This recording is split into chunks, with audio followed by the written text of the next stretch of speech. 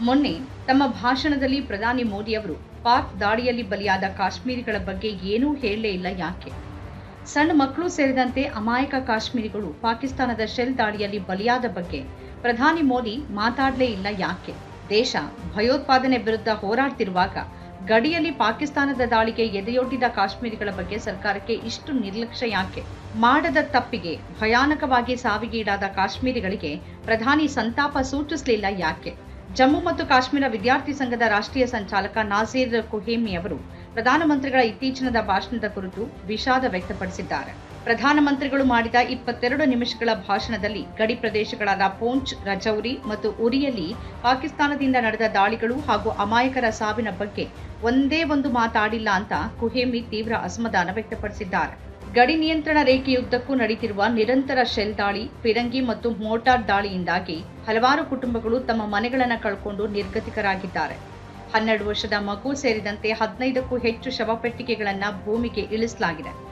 ಆದರೂ ಈ ದುಃಖತಪ್ತ ಕುಟುಂಬಗಳಿಗೆ ಸಂತಾಪ ಸೂಚಿಸುವ ಅಥವಾ ಅವರ ನೋವಿಗೆ ಸ್ಪಂದಿಸುವ ಯಾವುದೇ ಮಾತು ಪ್ರಧಾನಿಗಳ ಭಾಷಣದಲ್ಲಿ ಇರಲಿಲ್ಲ ಅಂತ ಕುಹೇಮಿ ಎಕ್ಸ್ನಲ್ಲಿ ಬರೆದಿದ್ದಾರೆ. ಜಮ್ಮು ಮತ್ತು ಕಾಶ್ಮೀರದ ಪೂಂಚ್ ಜಿಲ್ಲೆಯಲ್ಲಿ ಪಾಕಿಸ್ತಾನದ ಶೆಲ್ ದಾಳಿಯಲ್ಲಿ 12 ವರ್ಷದ ಅವಳಿ ಮಕ್ಕಳು ಸಾವನ್ನಪ್ಪಿದ್ರು.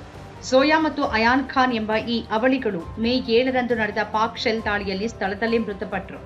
ಕುಟುಂಬದ ದಿನಸಿ ಅಂಗಡಿಯ ಬಳಿ ಆಟ ಆಡ್ತಾ ಇದ್ದಾಗ ಪಾಕಿಸ್ತಾನದ ಶೆಲ್ ಬಂದು ಬಿದ್ದ ಪರಿಣಾಮವಾಗಿ ಅಯಾನ್ ಸ್ಥಳದಲ್ಲೇ ಮೃತಪಟ್ಟರೆ, ಗಂಭೀರವಾಗಿ ಗಾಯಗೊಂಡಿದ್ದ ಝೋಯಾ ಆಸ್ಪತ್ರೆಯಲ್ಲಿ ಕೊನೆಯುಸಿರೆಳೆದಳು.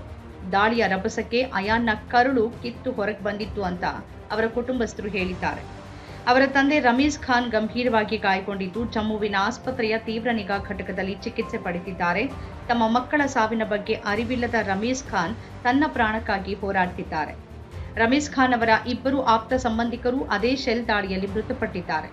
ಅವರಿಗೆ ಯುದ್ಧ ಅಂತಂದ್ರೆ ಏನು ಅಂತಾನೆ ಗೊತ್ತಿರಲಿಲ್ಲ ಅಂತ ಮೃತಪಟ್ಟ ಮಕ್ಕಳ ಸಂಬಂಧಿಕರಾದ ಶಹೀನ್ ಖಾನ್ ಹೇಳಿದ್ದನ್ನ ದಿ ಕ್ವಿಂಟ್ ವರದಿ ಮಾಡಿತ್ತು. ಕಾಶ್ಮೀರದ ಆಡಳಿತ ಸೇವೆ ಅಧಿಕಾರಿ ಎಡಿಸಿ ರಾಜ್ಕುಮಾರ್ ಥಾಪಾ ಅವರು ಪಾಕಿಸ್ತಾನ ನಡೆಸಿದ ದಾಳಿಯಲ್ಲಿ ಬಲಿಯಾಗಿದ್ದಾರೆ.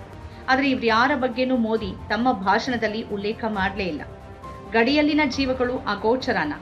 ಪೂಂಚ್, ರಜೌರಿ ಮತ್ತು ಉರಿಯಿಂದ ಬರುವ ಜನಸಾಮಾನ್ಯರ ಅಳಲು ಅಧಿಕಾರದ ಕಾರಿಡಾರ್ಗಳನ್ನು ತಲುಪೋದಿಲ್ವಾ ಅನ್ನೋ ಪ್ರಶ್ನೆಗಳನ್ನ ಅವರು ತಮ್ಮ ಹೇಳಿಕೆಯ ಮೂಲಕ ಸರ್ಕಾರದ ಮುಂದಿಟ್ಟಿದ್ದಾರೆ. ಗಡಿ ಭಾಗದ ಜನರ ಸಂಕಷ್ಟಗಳಿಗೆ ಪ್ರಧಾನಿ ಮೋದಿ ತಮ್ಮ ಭಾಷಣದಲ್ಲಿ ಸ್ಪಂದಿಸದೇ ಇರೋದು ತೀವ್ರ ನಿರಾಶಾದಾಯಕ ಅಂತ ಅವರು ಪ್ರತಿಪಾದಿಸಿದ್ದಾರೆ. ಜಮ್ಮು ಮತ್ತು ಕಾಶ್ಮೀರ ವಿದ್ಯಾರ್ಥಿ ಸಂಘದ ರಾಷ್ಟ್ರೀಯ ಸಂಚಾಲಕ ನಾಸೀರ್ ಕುಹೇಮಿ ಅವರ ಹೇಳಿಕೆಗಳ ನಂತರ ಪ್ರಧಾನಮಂತ್ರಿಗಳು ತಮ್ಮ ಇತ್ತೀಚಿನ ಭಾಷಣದಲ್ಲಿ ಕೆಲವು ನಿರ್ದಿಷ್ಟ ವಿಷಯಗಳ ಬಗ್ಗೆ ಮೌನ ವಹಿಸಿದ್ದಾರೆ ಎನ್ನಲಾದ ಆರೋಪದ ಬಗ್ಗೆ ಸಾರ್ವಜನಿಕ ವಲಯದಲ್ಲಿ ಗಂಭೀರ ಚರ್ಚೆಯೊಂದು ಹುಟ್ಟುಕೊಂಡಂತೆ ಕಾಣ್ತಿದೆ. ಅನೇಕ ಜನ ತಮ್ಮ ಅಭಿಪ್ರಾಯಗಳನ್ನು ವ್ಯಕ್ತಪಡಿಸುತ್ತಿದ್ದು ಆನ್ಲೈನ್ ಮತ್ತು ಸಾರ್ವಜನಿಕ ವೇದಿಕೆಗಳಲ್ಲಿ ಮತ್ತಷ್ಟು ಪ್ರಶ್ನೆಗಳನ್ನು ಎತ್ತುತ್ತಿದ್ದಾರೆ. ಪೂಂಚ್, ರಜೌರಿ ಮತ್ತು ಉರಿಯಲ್ಲಿ ಕಳೆದು ಹೋದ ಮುಗ್ಧ ಜೀವಗಳ ಬಗ್ಗೆ ಪ್ರಧಾನಮಂತ್ರಿಗಳು ಖಂಡಿತವಾಗಿಯೂ ಮಾತಾಡಬೇಕಿತ್ತು ಅಂತ ಬಲವಾದ ಭಾವನೆ ಅನೇಕರಲ್ಲಿ ವ್ಯಕ್ತವಾಗ್ತಿದೆ. ನೇರ ಪ್ರಸ್ತಾಪದ ಕೊರತೆ, ಅವರ ಜೀವಗಳಿಗೆ ಬೆಲೆ ಇಲ್ವಾ? ನಮ್ಮ ಗಡಿಗಳಲ್ಲಿ ವಾಸ ಮಾಡ್ತಿರುವ ಪಾಕಿಸ್ತಾನದಿಂದ ದೈನಂದಿನ ಬೆದರಿಕೆಗಳನ್ನು ಎದುರಿಸ್ತಿರುವ ಜನ ಅಧಿಕಾರದ ಉನ್ನತ ಸ್ಥಾನದಲ್ಲಿರೋರಿಗೆ ಕಾಣಿಸ್ತಿಲ್ವಾ ಅನ್ನುವಂತಹ ನೋವಿನ ಪ್ರಶ್ನೆಗಳು ವ್ಯಾಪಕವಾಗಿ ಹರಿದಾಡೋಕೆ ಕಾರಣವಾಗಿದೆ. ಸರ್ಕಾರದಿಂದ ಈ ನಿರ್ಲಕ್ಷ್ಯದ ಭಾವನೆಯೇ ಈ ಚರ್ಚೆಗಳಲ್ಲಿ ಪ್ರಮುಖ ವಿಷಯವಾಗಿ ಕಂಡು ಬರ್ತಾ ಇದೆ. ಪ್ರಧಾನಮಂತ್ರಿಗಳು ವಿಶೇಷವಾಗಿ ಕಾಶ್ಮೀರದಂತಹ ಸೂಕ್ಷ್ಮ ಪ್ರದೇಶದಲ್ಲಿ ಪಾಕಿಸ್ತಾನದೊಂದಿಗೆ ಸಂಘರ್ಷದ ಸಂದರ್ಭದಲ್ಲಿ ಕಾಶ್ಮೀರಿಗಳು ಮಾಡಿದ ತ್ಯಾಗಗಳನ್ನು ಸ್ಪಷ್ಟವಾಗಿ ಒಪ್ಪಿಕೊಳ್ಳೋಕೆ ಹಿಂಜರಿತಿದ್ದಾರಾ ಅಥವಾ ಬಹುಶಃ ಆ ಬಗ್ಗೆ ಮಾತಾಡೋಕೆ ಆತಂಕಗೊಂಡಿದ್ದಾರಾ ಅನ್ನುವಂತಹ ಪ್ರಶ್ನೆಗಳನ್ನ ಕೇಳಲಾಗ್ತಿದೆ. ಈ ರೀತಿಯ ಪ್ರಶ್ನೆಗಳು ನಿರ್ದಿಷ್ಟ ಸಮುದಾಯಗಳ ಕೊಡುಗೆಗಳು ಮತ್ತು ಸಂಕಷ್ಟಗಳಿಗೆ ಸರ್ಕಾರ ಸರಿಯಾದ ಪ್ರಾಮುಖ್ಯತೆ ನೀಡ್ತಿಲ್ಲ ಅಂತ ಭಾವಿಸುವ ಕೆಲವು ವರ್ಗದ ಜನರಲ್ಲಿನ ಆಳವಾದ ಅಸಮಾಧಾನವನ್ನ ಸೂಚಿಸುತ್ತೆ. ಇದಲ್ಲದೆ ಪಾಕಿಸ್ತಾನಿ ಸೇನೆಯಿಂದ ಗುರುದ್ವಾರಗಳು ಮತ್ತು ಮಂದಿರಗಳ ಮೇಲೆ ನಡೆದ ದಾಳಿಗಳ ಬಗ್ಗೆ ಪ್ರಧಾನಮಂತ್ರಿಗಳು ಮಾತನಾಡಿದ್ರು ಅಂತ ವರದಿಯಾದ ವಿಷಯ ಈ ಸಾರ್ವಜನಿಕ ಚರ್ಚೆಗಳಲ್ಲಿ ಮತ್ತೊಂದು ವಿವಾದಾತ್ಮಕ ಅಂಶವನ್ನ ಹೊರಹೊಮ್ಮಿಸಿದೆ. ಈ ನಿರ್ದಿಷ್ಟ ಪೂಜಾ ಸ್ಥಳಗಳನ್ನ ಉಲ್ಲೇಖ ಮಾಡೋದಾದ್ರೆ ಅದೇ ರೀತಿ ಹಾನಿಗೊಳಗಾದ ಮಸೀದಿಗಳ ಬಗ್ಗೆನೂ ಯಾಕೆ ಪ್ರಸ್ತಾಪ ಇರಲಿಲ್ಲ? ಈ ಸ್ಪಷ್ಟವಾದ ತಾರತಮ್ಯ ಅಥವಾ ಆಯ್ದ ಧೋರಣೆ ಯಾಕೆ ಅಂತ ಜನ ಪ್ರಶ್ನಿಸಿದ್ದಾರೆ.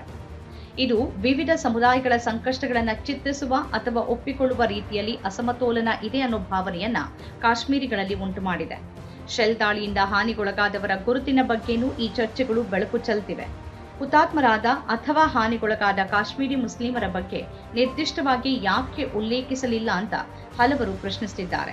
ಯಾಕೆ ಈ ಸಾಮಾನ್ಯೀಕರಣ? ಪ್ರಾಣ ಕಳೆದುಕೊಂಡ ಕಾಶ್ಮೀರಿ ಮುಸ್ಲಿಮರ ಬಗ್ಗೆ ನಿರ್ದಿಷ್ಟವಾಗಿ ಉಲ್ಲೇಖಿಸಿದ್ರೆ ಅದು ಒಗ್ಗಟ್ಟಿನ ಪ್ರಬಲ ಸಂದೇಶವನ್ನ ರವಾನೆ ಮಾಡ್ತಿರ್ಲಿಲ್ವಾ ಮತ್ತು ಅವರ ಸಂಕಷ್ಟವನ್ನ ಒಪ್ಪಿಕೊಂಡಂತಾಗ್ತಿರ್ಲಿಲ್ವಾ ಅಂತ ಜನ ಕೇಳ್ತಿದ್ದಾರೆ. ಈ ಸಂವಾದಗಳಲ್ಲಿ ವ್ಯಕ್ತವಾಗ್ತಿರುವ ಒಟ್ಟಾರೆ ಭಾವನೆ ಏನು ಅಂತ ಅಂದ್ರೆ, ಭಾರತದಂತಹ ವೈವಿಧ್ಯಮಯ ಬಹು ಸಂಸ್ಕೃತಿಯ ರಾಷ್ಟ್ರದಲ್ಲಿ ಅತ್ಯುನ್ನತ ಸ್ಥಾನದಲ್ಲಿರೋರ ಮಾತುಗಳು ಕೇವಲ ತೋರಿಕೆಯ ಸನ್ನೆಗಳಲ್ಲ, ಬದಲಾಗಿ ನಿಜವಾದ ಏಕತೆ ಮತ್ತು ಎಲ್ಲರೂ ನಮ್ಮವರು ಅನ್ನೋ ಭಾವನೆಯನ್ನ ಬೆಳೆಸೋಕೆ ಅವು ಅತ್ಯಗತ್ಯ. ಪ್ರಧಾನಮಂತ್ರಿಯವರಿಂದ ಇಂತಹ ನಿರ್ದಿಷ್ಟ ಉಲ್ಲೇಖಗಳು ಬಂದಿದ್ರೆ ಧರ್ಮ ಅಥವಾ ಪ್ರದೇಶವನ್ನ ಲಕ್ಷಿಸದೆ ಪ್ರತಿಯೊಂದು ಜೀವವು ಸಮಾನ ಮೌಲ್ಯವನ್ನ ಹೊಂದಿದೆ ಮತ್ತು ರಾಷ್ಟ್ರ ತನ್ನೆಲ್ಲ ನಾಗರಿಕರ ದುಃಖದ ಸಮಯದಲ್ಲಿ ಅವರೊಂದಿಗೆ ನಿಲ್ಲತ್ತೆ ಅನ್ನೋ ಸಂದೇಶವನ್ನ ಅದು ಮತ್ತಷ್ಟು ಬಲಪಡಿಸ್ತಿತ್ತು ಅಂತ ಹಲವರು ಹೇಳಿದ್ದಾರೆ. ನಮ್ಮ ಕಾರ್ಯಕ್ರಮಗಳನ್ನ ನೀವು ನೋಡ್ತಾ ಇದ್ರೆ ನಮ್ಮ ಚಾನೆಲ್ ಅನ್ನ ಸಬ್ಸ್ಕ್ರೈಬ್ ಮಾಡಿ, ಪಕ್ಕದ ಬೆಲ್ ಐಕಾನ್ ಒತ್ತಿ ನಮ್ಮನ್ನ ಬೆಂಬಲಿಸಿ. ಹಾಗೆ ನಮ್ಮ ಕಾರ್ಯಕ್ರಮಗಳನ್ನ ಲೈಕ್ ಮಾಡಿ, ಕಮೆಂಟ್ ಮಾಡಿ, ಅದನ್ನ ಬೇರೆಯವರಿಗೂ ವಾಟ್ಸ್ಆಪ್ ಮೂಲಕ ಶೇರ್ ಮಾಡಿ. ನೀವು ಹೀಗೆ ಮಾಡಿದಾಗ ನಮ್ಮ ಚಾನೆಲ್ ಇನ್ನಷ್ಟು ಮತ್ತಷ್ಟು ಜನರಿಗೆ ತಲುಪಲು ನೀವು ನಮ್ಮೊಂದಿಗೆ ಸಹಕರಿಸಿದ ಹಾಗಾಗುತ್ತೆ. ಇದು ನೀವು ಯಾವುದೇ ಖರ್ಚಿಲ್ಲದೆ ಕೆಲವೇ ಸೆಕೆಂಡುಗಳಲ್ಲಿ ನೀಡಬಹುದಾದ ಸಹಕಾರ. ಧನ್ಯವಾದಗಳು.